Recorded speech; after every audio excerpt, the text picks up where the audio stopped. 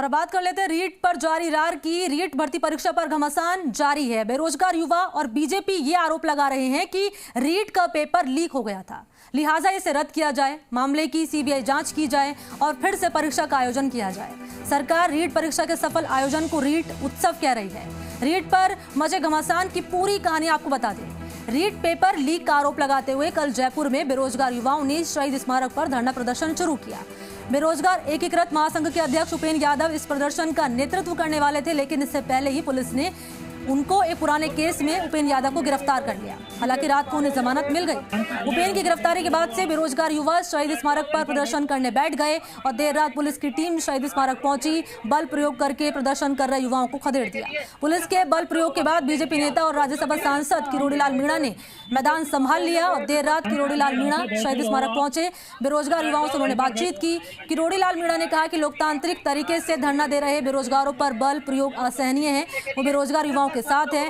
किरोड़ीलाल मीणा ने साफ शब्दों में कह दिया कि अगर सरकार ने उनकी मांगे नहीं मानी तो वो एक बड़ा आंदोलन खड़ा करेंगे। और ये दो तस्वीरें इस वक्त आपकी टीवी स्क्रीन पर।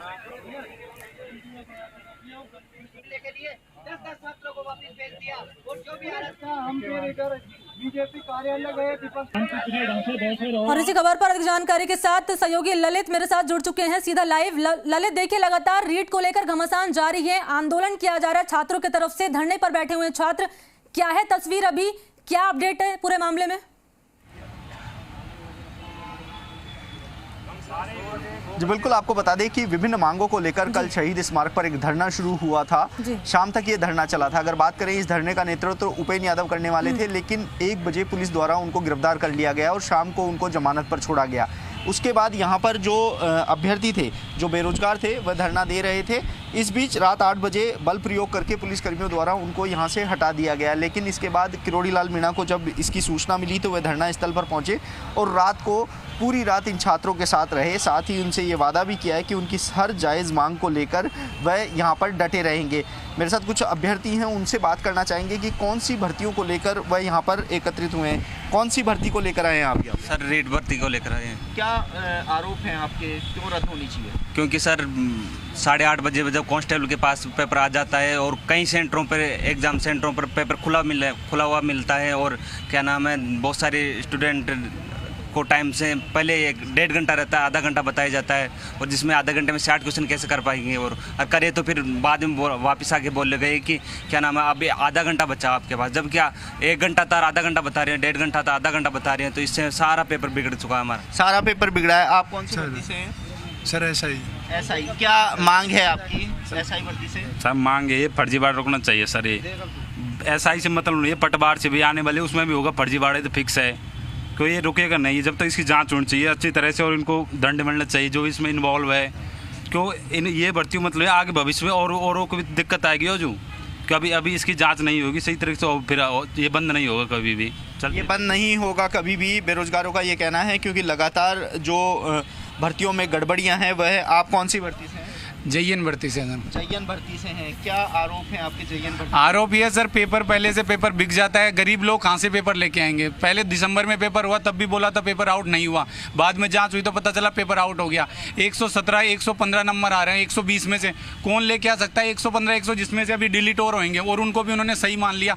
115 नंबर कैसे ले आएंगे? हम जो पढ़ने वाले हैं उसे 80-90 तक नंबर ला सकते हैं, 100 तक ले आएंगे, पर 100 से ऊपर तो नंबर नहीं लाएंगे।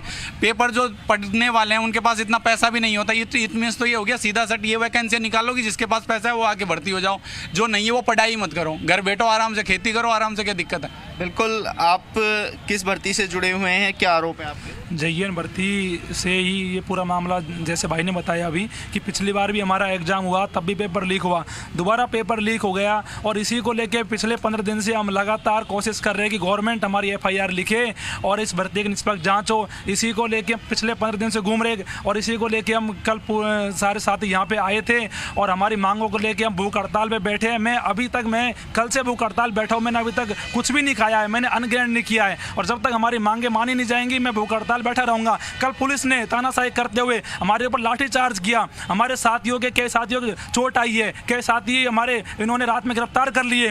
वो तो रात में 9 बजे जब बाबा यहाँ पहुंचे तो उनको बाद में छोड़ा है। और ये जो पुलिस का रवैया, सरकार का रवैया, ये बिल्कुल ही गलत है। छात्रों की आवाज़ को दबाया जा रहा है। लोकतांत्रिक देश में अगर इसी प्रकार से छात्रों की आवाज़ को दबाया जाता रहेगा तो ये अन्याय होगा छात्रों के साथ में। आप कौन सी भर्ती से? बिल्कुल ललित सर, मैं रीट्स भर्ती से हूँ।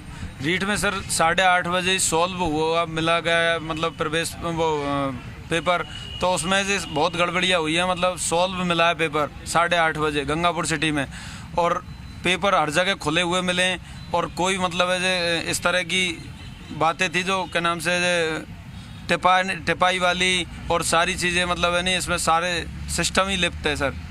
बिल्कुल, अगर रीट अध्यापक पात्रता परीक्षा की बात की जाए तो ये परीक्षा बहुत बड़ी परीक्षा, राजस्थान के साथ ही पूरे देश के लिहाज से अगर देखी जाए तो सबसे बड़ी परीक्षा में शुमार हो चुकी है। 26 लाख से ज़्यादा जो लोग थे यानी कि रजिस्ट्रेशन थे, इसके साथ ही 16 लाख से ज़्यादा परीक्षार्थी इस परीक्षा में शामिल हुए थे।